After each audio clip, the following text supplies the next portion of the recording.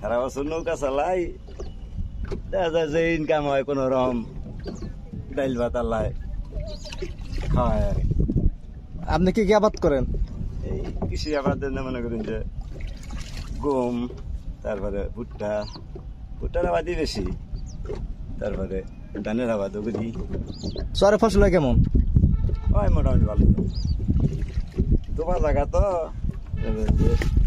বছরে যে ভুট্টা আমরা যেন আবাদ করি মানে একটা খন্দ মানে ধান করতেছি, ওইটা মনে করি চৈত ফাল্গুনে উঠবো।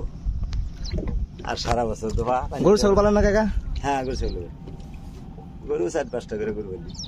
এরা তো পালতে তো বেশি খরচ হয় না, ঘাস টাস আছে। ঘাস আছে, ভুট্টা তুলে আলা দিলে ভুট্টার মাথা কিনে যায়, আর ভুট্টা তুলে আলা দিলে দাগ খুঁজি থাকে, তখন পানি আবার রাখ পর্যন্ত মনে করেন যে গরু ছেড়ে দিই না থাকে, হয়তো সকালে ছেড়ে দেওয়া হয়, বিকাল বার আটকাই